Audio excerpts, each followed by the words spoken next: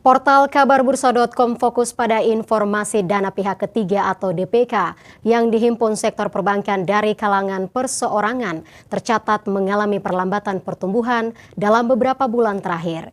Penurunan DPK khususnya dari sektor perseorangan menjadi sinyal bahwa kondisi ekonomi masyarakat sedang tidak baik-baik saja. Lantas seperti apa ulasannya? Langsung saja kita bergabung bersama asisten redaktur Citra Dara Fresti Trisna. Selamat sore Citra.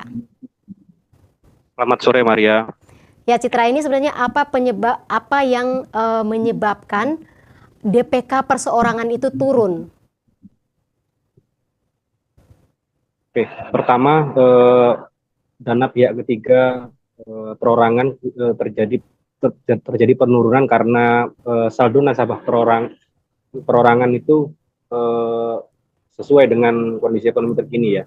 Menurut laporan BI, DPK dari nasabah perorangan pada Februari 2025 tercatat sebesar 3.998,7 triliun, menurun dari posisi Januari 2025 yang mencapai 4,012,3 triliun.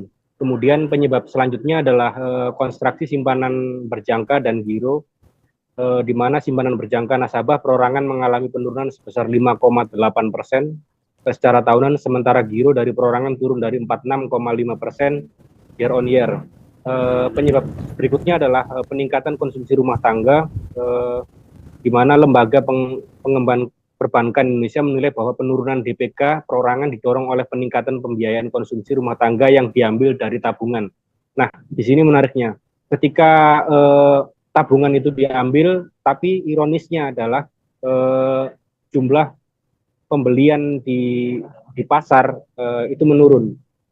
Jadi karena kalau menurut logika ekonomi pada umumnya adalah ketika tabungan itu berkurang, maka jumlah pembelian di pasar itu meningkat. Tapi ini terjadi sebaliknya. Ketika terjadi penurunan jumlah tabungan, namun jumlah barang yang dibeli atau aktivitas di pasar itu tidak ikut naik. Nah, kemudian ada indikasi juga peralihan penurunan DPK ini terjadi karena peralihan dari instrumen investasi lain seperti emas yang saat ini sedang ramai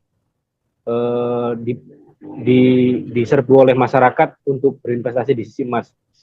Begitu Maria. Ya Citra, lalu bagaimana dengan pertumbuhan ekonomi kita di kuartal 1 tahun 2025 ini? Untuk pertumbuhan ekonomi pada kuartal 1 tahun ini tidak seperti harapan pemerintah ya. Jangankan untuk tumbuh 8%, untuk tumbuh 5% saja masih belum ya. Pertumbuhan ekonomi pada kuartal 1 2005 tercatat sebesar 4,87% secara tahunan atau year on year. Nah, hal ini disampaikan oleh Badan Pusat Statistik BPS, di mana pertumbuhan kuartal 1 tahun ini lebih rendah daripada tahun 2024, di mana sebesar 5,11%, sehingga secara kuartalan ekonomi Indonesia mengalami kontraksi sebesar 0,98% dibandingkan dengan kuartal sebelumnya. Itu Maria. Ya Citra, selain dua informasi tadi, apa saja yang menjadi headline di portal berita Kabar Bursa untuk sepanjang hari ini? Ada beberapa berita terutama dari indeks harga saham gabungan IHSG jelang libur mengalami sinyal positif atau bangkit ya. Di situ di pasar mata uang nilai tukar rupiah menunjukkan dinamika yang menarik, di mana referensi resmi Bank Indonesia GISDOR melemah sebesar 61 poin atau 0,37% ke level 16.000 per dolar AS. Kemudian ada juga berita tentang Bitcoin, di mana setelah tembus 100.000 kini memasuki fase kritis.